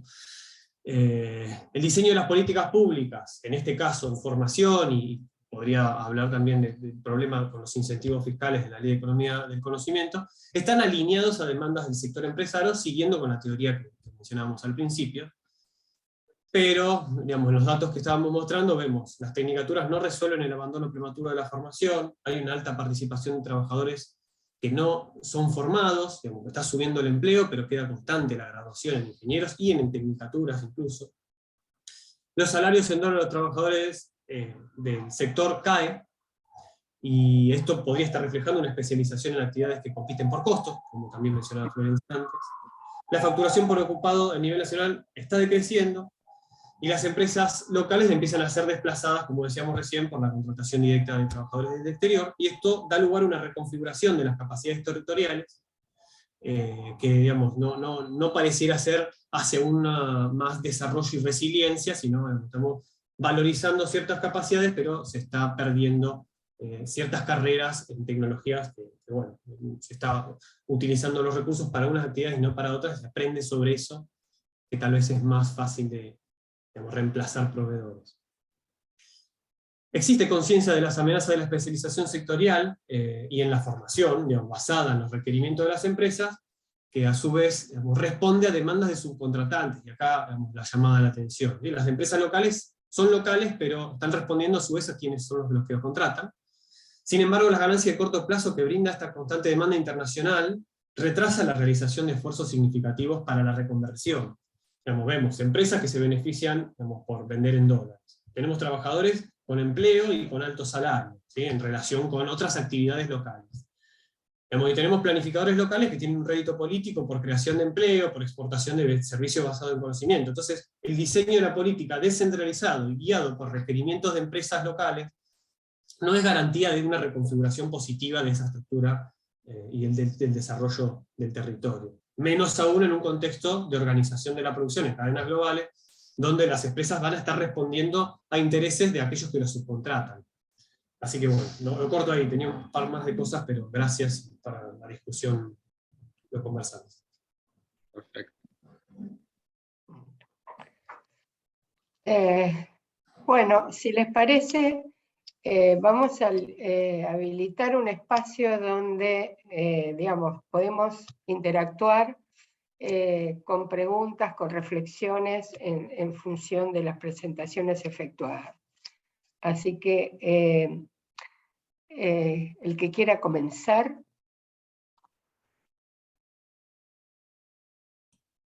Yo voy a- Silvia, ¿le podría preguntar a los compañeros? Sí, sí. Sí, bueno, sí, entre los ponentes también, sí, sí. Bueno, a ver, le quisiera preguntar, en el caso de Sabrina, bueno, ella hace referencia a la cuestión sobre un modelo de explotación de empresa estatal o contrasta con los privados, y le quisiera hacer dos preguntas. Una, en el caso, o sea, pensando fundamentalmente en el caso del modelo chino, donde de alguna manera son empresas privadas, estatales, con un altísimo control de parte del gobierno. Este tipo de modelo sería alguna opción en contrastación con el modelo, digamos, nacionalista que conocemos en América Latina, o el modelo totalmente privado. Y la cuestión también, sí, en el caso del manejo de hidrocarburos, ¿existe algún posicionamiento con respecto a las cuestiones climáticas? La contaminación, etcétera, toda esta discusión que se encuentra. Y le quisiera preguntar dos cosas también a Florencia y a Nicolás. En el caso de ambos, una pregunta sería, ¿por qué no consideraron en su trabajo a China? Y en su caso, de lo que saben de China, ¿cómo estaría, de qué manera estaría participando en la problemática, en la situación que nos comentan? Y la otra es relacionada con la cuestión educativa. Por ejemplo, un modelo que aparentemente también se está impulsando es el STEM, que supone la confluencia de la ciencia, la tecnología, la ingeniería y las matemáticas, más que las áreas disciplinarias aisladas. Si hay algo en materia de formación que ustedes pudieron ver, y si también hay alguna manera de poder probablemente percibir la cuestión no solamente de la formación profesional o profesionalizante, sino también hubo la oportunidad de percibir algo en términos, si quieren, cualitativos sobre formación humana. Al final de cuentas, la gente se siente más feliz, realizada, etcétera, independiente o con relación a la formación profesional y al mercado laboral en el que están involucrados. Gracias. No sé si quieren ir respondiendo. Yo tengo una pregunta que está asociada a la presentación de Sabrina y de Graciela Blanco, que, a ver, que en realidad se combina con una investigación que realizamos y que participó un grupo de la Universidad de Comahue con la dirección de Graciela Landricini. Pero, a ver, ustedes plantean muy bien, digamos, los dos modelos, digamos, y cómo eso se traduce en términos de regulaciones escalares, digamos, es decir, pero en el marco de esos modelos hay un cambio sustantivo que tiene que ver con la regulación laboral. Es decir, el modelo YPF, digamos, plantea una estructura, digamos, laboral muy vinculada a, digamos, al trabajo decente, como se dice ahora, digamos, y el modelo actual, digamos, es decir, después de la reforma que se introduce con la aparición, digamos, de los hidrocarburos no convencionales, es decir, plantea, digamos, la introducción de la flexibilización laboral, y esa flexibilización no solo contractual, sino que a su vez tiene derivaciones temporales importantes. En ese marco, es decir, no es porque nosotros lo hayamos estudiado, pero me parece que en términos de el equipamiento y las condiciones habitacionales requeridas por las empresas en esta nueva fase, es sustantivamente distinto, o por lo menos plantea también, digamos, mayor flexibilización y mayor, menor rigidez, digamos, en términos de equipamiento. Eso, digamos, esa es una pregunta si ustedes, digamos, están mirando esta cuestión. Bien, pero no quiero... Seguimos cuando hacemos todas las preguntas y contestan. Bueno, todos. perfecto. ¿Sí? La otra cuestión que en realidad creo que se combina tanto la presentación de Nicolás, es decir, la presentación de Nicolás en realidad, a mí, desde mi mirada, complementa no solo con el trabajo de Florencia, en términos de las cuestiones que tienen que ver con la fuerza laboral en el sector de software, etcétera, etcétera, sino que también está planteando una cuestión bastante importante en términos de los enfoques teóricos del desarrollo local y, digamos, el recetario normativo que sale de esos enfoques, y en ese sentido también tiene puntos de contacto con el trabajo de Sabrina y Graciela, en términos de las propuestas. Por ejemplo, la propuesta de la descentralización a escala local, ¿no? Es decir, y las ventajas que surgen de ese recetario, y que en realidad lo que está mostrando tanto el trabajo de Nicolás como el de Sabrina, están mirando ese proceso de descentralización como una refuncionalización del plano regulatorio, digamos, a menor escala del Estado, digamos, se vacía digamos, las posibilidades de la regulación del Estado nacional, o se diluye, aparece el municipio, pero el municipio disgregado, diluido y muy funcional, digamos, digamos, a los intereses de los capitales globales. Y en ese sentido yo lo que quiero recordar es a un viejo maestro en estas cuestiones, y que ese trabajo, miren ustedes, decir la casualidad, fue presentado en una de las primeras jornadas que organizó el SEUR, cuando comienza el proceso, cuando empieza la democracia, es decir, se retoma el proceso democrático durante el periodo de Alfonsín, y es un trabajo de Carlos de Matos, cuyo título era Descentralización, ¿para qué y para quién? Y entonces ahí ya estaba planteando, digamos, cuáles eran los lineamientos de la descentralización asociada a las políticas del neoliberalismo, ¿no? Bueno, no, sigamos. Sí, yo un poco sí, sigo con algunas preguntas, comentarios. Me parecieron todos los trabajos sumamente convocantes y que plantearon y retomaron muchas de las discusiones incluso que aparecieron en la conferencia inaugural. Yo creo que la cuestión del rescalamiento, ¿no? La cuestión del rescalamiento tanto en el caso del caso de software al interior del espacio nación, como en el caso de hidrocarburos, como la descentralización que marcaba Silvia va hacia un debilitamiento de la acción estatal, ¿no? O sea, uno habla mucho de las distintas estatalidades, etcétera, pero a veces conviene recoger un poco del piolín y ver, bueno, pero en conjunto, ¿qué capacidad tiene la sociedad de planificar democráticamente algo o alguna condición para eso? Entonces uno claramente ve que esto va en el sentido contrario, digamos.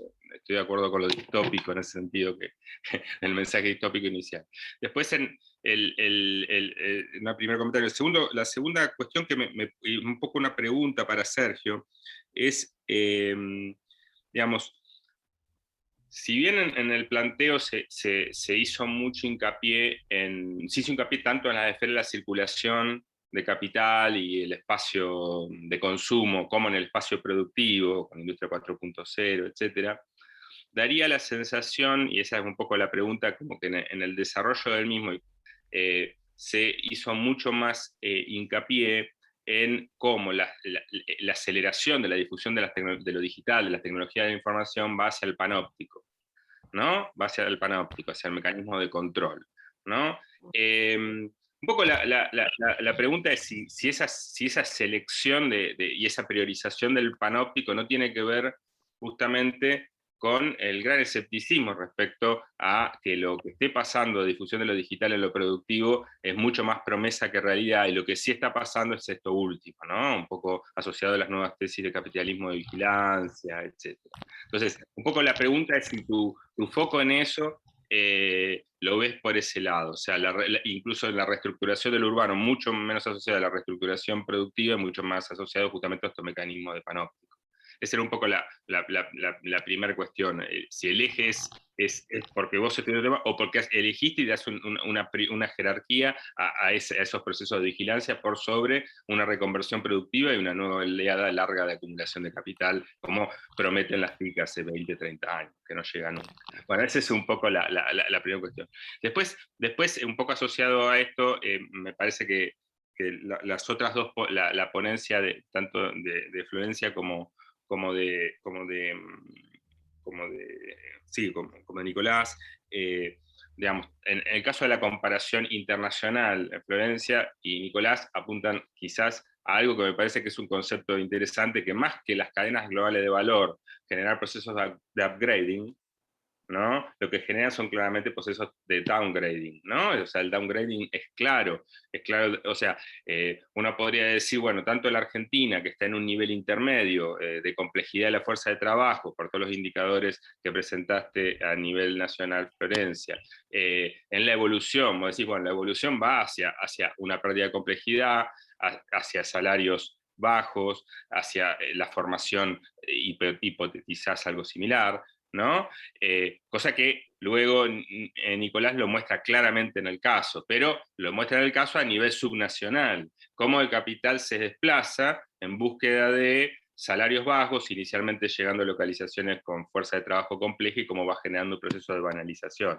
Entonces, nuevamente, hay una clara continuidad entre una exposición que plantea al principio Sergio, donde la reestructuración productiva no es tal y lo que tenemos es más bien un proceso de aumento de las desigualdades regionales, acompañados de una idea de panóptico, la exposición de Florencia mostrando justamente la banalización entre países, y finalmente Nicolás mostrando la escala subnacional. Entonces un poco quería consultarlos, y bueno, este comentario un poco para consultar si ustedes ven estos procesos con tal nitidez, o hay algún claroscuro, algún espacio de acción que pueda contrarrestar estas tendencias. Perdón, ¿puedo hacer una pregunta? Sí, adelante. Sí, adelante. Hola, ¿qué tal? Mi nombre es María. ¿Qué tal? ¿Qué tal? ¿Cómo están? Bueno, yo quería preguntar lo siguiente. Bueno, yo trabajo en alimentación, así que no tengo mucho contacto con el tema del software, pero sí lo que me preocupa un poco son estas miradas post-COVID acerca de las teorías de la producción del territorio.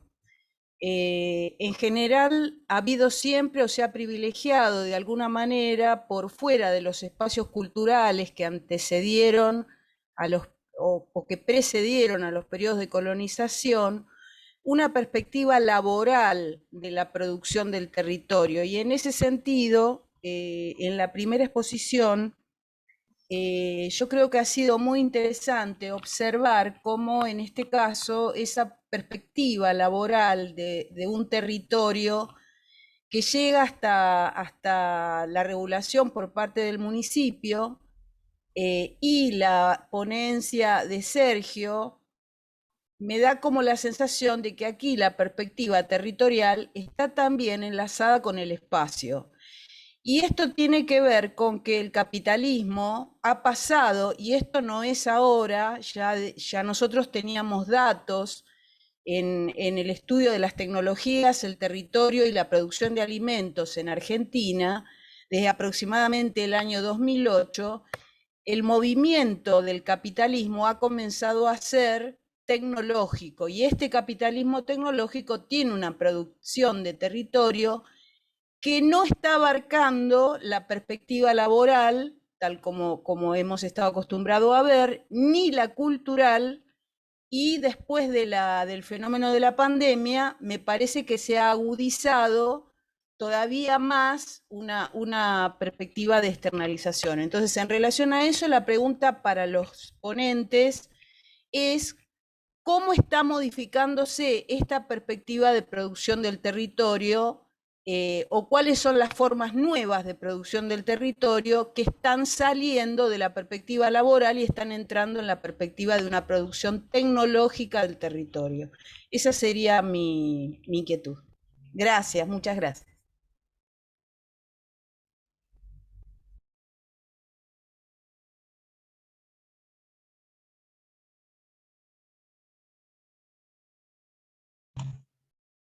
No sé si pasamos a la respuesta. Porque yo quería hacer un comentario en realidad, Nicolás, pero que un poco también es una respuesta a lo de Pablo, entonces por eso.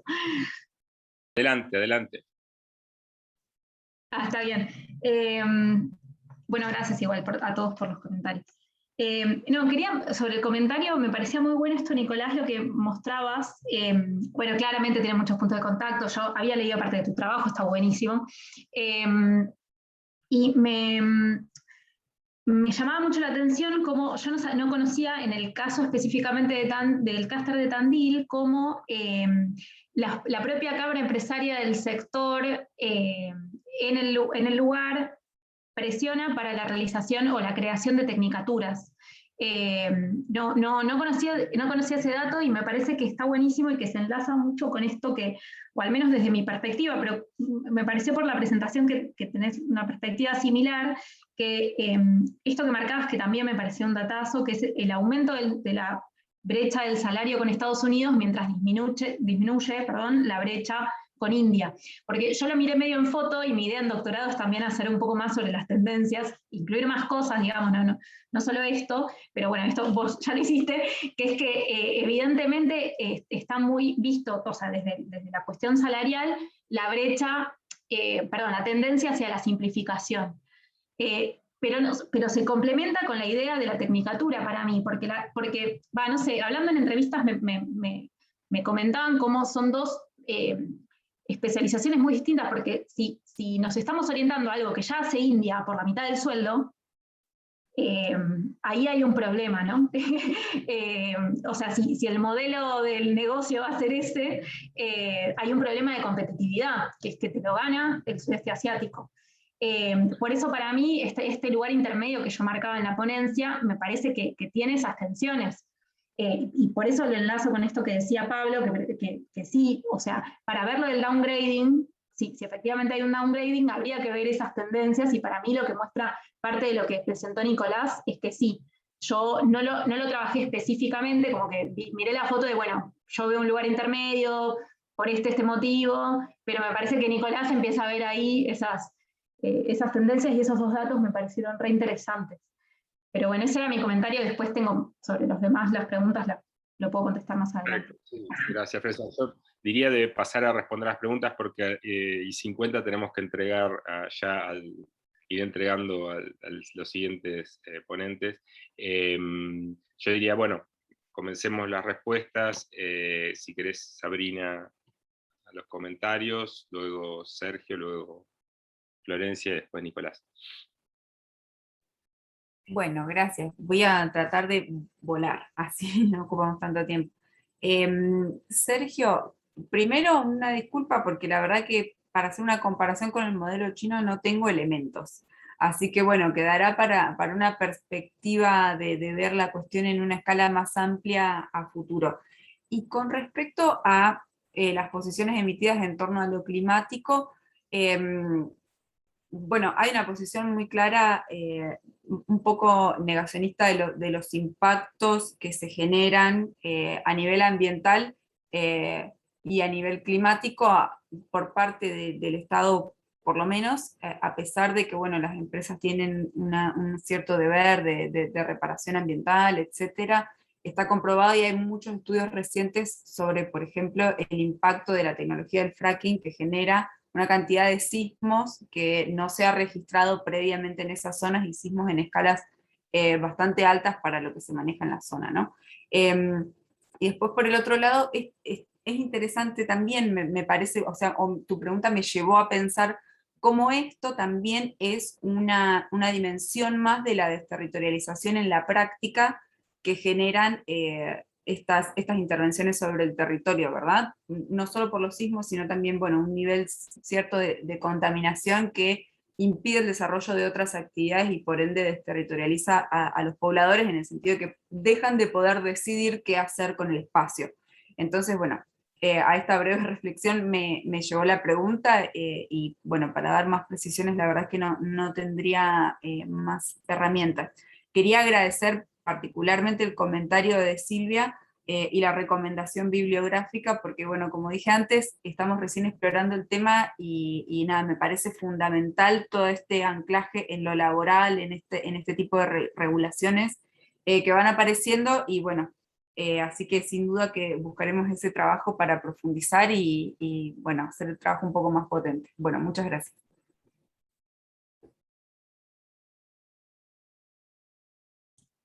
Bien, en el caso mío le agradezco a Pablo y a María las preguntas. Creo que es muy oportuno lo que mencionaba también Silvia con respecto al trabajo de Carlos de Matos acerca de la descentralización, y creo que en cuestiones territoriales, tecnológicas, incluso yo diría humanas, tenemos que tratar de llegar a formularnos preguntas fundamentales. ¿Para quién y para qué? Y son cuestiones que probablemente hemos perdido en el camino. En el caso particular de las cuestiones tecnológicas, creo que estamos en un proceso de aceleración en dos sentidos. Por un lado, en términos de algo así lo que llaman la ley de Moore, en el cual cada vez en periodos más cortos, alrededor de 2 años, se van duplicando capacidades, etcétera. Incluso se habla sobre cuestiones de estados de singularidad, en fin. Por otro lado, el hecho que en términos relativos, comparado este desarrollo tecnológico con la regulación del mismo. O sea, es mucho más rápido el desarrollo tecnológico que el establecimiento de normas. Y por el otro lado, también en el sentido que esta aceleración va del lado donde una gran cantidad de puntos rojos, de cuestiones que están a punto de tronar, aspectos, platicamos cuestiones climáticas, aspectos de empleo, aspectos sociales, de violencia, gobernabilidad, están a punto de estar confluyendo. Entonces, buena parte de estas preguntas básicas tienen que ver incluso en un escenario, yo diría, de en un futuro donde se puedan estar resolviendo dentro, tal vez en 50 años, 100 años, sino en temporalidades más cortas, porque la capacidad humana ha estado desbordada, ha sido desbordante en torno a su creatividad, a su productividad, a su eficiencia. Y en ese sentido se presentan, yo creo que dilemas importantes que tienen que ver con aspectos sobre vigilancia, privacidad, libertad, regulación, autoritarismo, democracia, seguridad, vulnerabilidad, integración, fragmentación. Debemos estar buscando precisamente la identificación de las diferentes caras que tienen estos procesos complejos, y por supuesto en el caso de las cuestiones territoriales, espaciales, virtuales, existe una gran fluidez de posibilidades, de escenarios. E incluso, por ejemplo, hay un punto que trataría de mencionar pensando en los temas por ejemplo, en el tema de Sabrina, por ejemplo, la cuestión con hidrocarburos, o sea, cómo se cuestiona de manera muy importante ese tipo de producción por la eléctrica, pero también por otro lado está el tema del litio. O Seguramente en el caso de litio, las grandes corporaciones van a ser más permisivas para extraer este tipo de material porque es significativo para la industria del software y del hardware. Entonces, lo que podemos estar observando es todo este tipo de manejo, no solamente económico, sino también un manejo político, social, tecnológico y urge el tomar acciones. Gracias.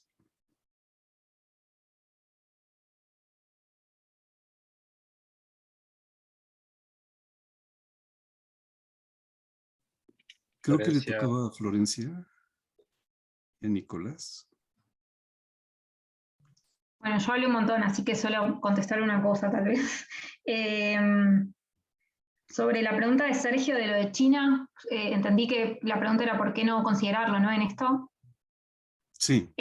Porque yo me enfoqué más en la inserción en el mercado mundial y China, me parece, por lo que tengo entendido, tiene desarrollo de software, pero es más para el mercado interno. Entonces, como mi idea era ver la conexión en cadenas de valor y demás, China un poco es como un mundo aparte con eso, entonces por eso no lo consideré en el análisis. Bueno, y sobre lo de Pablo ya hice alguna mención, por la falta de tiempo prefiero dejarle espacio a Nicolás tal vez. Bueno, muchas gracias por las preguntas y los comentarios. La verdad que disparan muchas cosas para seguir pensando en el sector del software y en el impacto de la política territorial, lo que mencionaba Silvia, del debilitamiento, ¿no? de los estados, digamos, como influyendo en el desarrollo sectorial y en la política. Voy a tomar un poco la idea del downgrading que decía Pablo, y lo combino con un poco en la tesis y en algún artículo estamos trabajando con Verónica algún concepto que tiene que ver con el extractivismo de otras, digamos, recursos o capacidades que no son exactamente recursos naturales, y que serían capacidades en este caso de desarrollo de software, y cómo de alguna manera el tipo de especialización y las demandas que traen de las multinacionales que subcontratan y las empresas locales que demandan a su vez los recursos, los emplean, digamos, hay una asignación de esos recursos a algunas actividades, y un poco, digamos, cuando lo mencionaba Sabrina, ¿no? El tema de la contaminación y la disponibilidad de ese recurso para una actividad y no para otra, veo que ocurre también en esto, ¿no? Digamos, se habló de industria 4.0, es una política que se está impulsando en todos los países desarrollados en el mundo, y acá, digamos, resuena un montón, pero sin embargo hay estudios ya hechos, digamos, Jorge Mota, de gente de Córdoba, que trabajó sobre la adopción de TICs en Argentina, de las pymes argentinas, que se ve una adopción muy baja. Entonces hay una competencia por esas, digamos, capacidades que se están utilizando para una actividad y no otra, y se están desarrollando, digamos, habilidades y competencias hacia una orientación y no otra. Y cuando no se utilizan esas competencias que se venían desarrollando en ingenieros, en sistemas, para cosas más complejas y se utilizan para otras más simples, pareciera que hay alguna pérdida, un desaprendizaje por el no uso de esas competencias. Entonces hay algo ahí también que es interesante para mirar. Digamos, capaz es un poco fuerte el concepto de extractivismo y uno puede pensar en otras formas de conceptualizarlo, pero que es evidente, digamos, la posibilidad de pagar salarios en dólares de una multinacional desde afuera compite con, por ejemplo, lo que puede llegar a pagar el CONICET para un investigador en el mismo sector. Entonces tampoco se está investigando. Este año, por ejemplo, quedó vacante el ingreso a carrera de CONICET para gente que quiera hacer estudios sobre informática, por ejemplo. Quedó vacante directamente. Entonces ahí tenemos una asignación de recursos.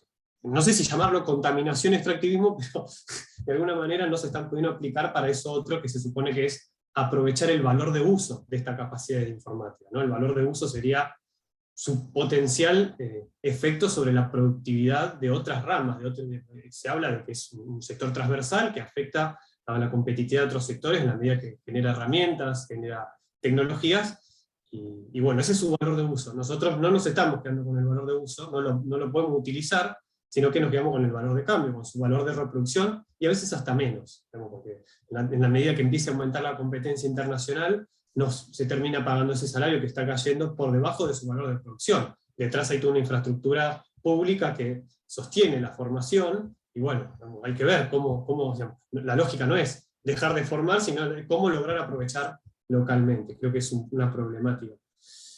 Y digo downgrading, y ahora vuelvo a China. Tampoco es que conozco del todo qué es lo que está pasando con China, pero me parece que el proceso es inverso, y ellos, digamos, tienen una capacidad de negociación diferente también para poder ir escalando, y que hay una posibilidad de un upgrading en diferentes cadenas de forma armónica, que permite eso que decía Florencia recién, una orientación de esa producción del software, que inició siendo deslocalización, que inició siendo subcontratación, pero después empezás a aprovecharlo para tu propio entramado local, empiezas a vender localmente. Entonces, ahí... Bueno, no sé si queda tiempo, si no, un comentario breve sobre STEMS, que preguntaba también Sergio. No sé, cómo venimos a querer... Sí. No, yo diría de quizás tomar 5 minutos de descanso para el siguiente bloque, y en todo caso lo pueden circular por mail, porque a las 4 empiezan, así, bueno, damos un respiro, tomamos un mate o algo. Así que bueno. Bueno, muchas gracias por la mesa, la verdad que surgieron temas muy interesantes, creo que hubo una línea argumental que recorrió los distintos trabajos, lo cual digamos, es un gran resultado de esta mesa. Ahora cuando presentemos el informe con Silvia, seguramente eso se va a vislumbrar, y bueno, nos vemos en principio respecto a este bloque el viernes en las mesas de conclusiones. Así que bueno, muchas gracias. Silvia, no sé si quieres agregar algo. Estás muteada.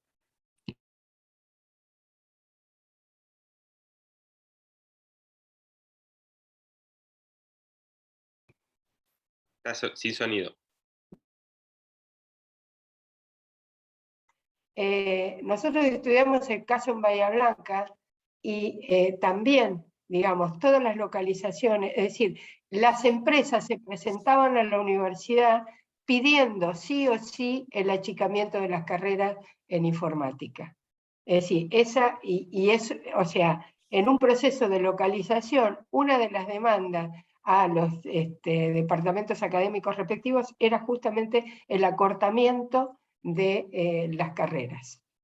No, nada más, bueno, muy interesante todas las presentaciones, espero que mañana nos veamos, y muchas gracias por haberse sentido convocados. Gracias a todos, saludos, que estén muy bien. Muchísimas gracias. Hasta luego. Gracias. Nos vemos en Saludos a México. todos. Nos vemos. Genial. Nos vemos. Hasta luego. Se incorporó Pablo Elinbaum, que coordina Buenas. con nosotros esta mesa. Así que bueno, lo que decíamos era tomarnos 5 minutos, Pablo, no sé, Okay. ya estamos las 4, pero no sé. No, sí, si quieren, hacemos un break para todos los que quieran seguir en el segundo bloque, y yo me quedo con Bueno, Luciano. Está bien. perfecto. Hasta luego.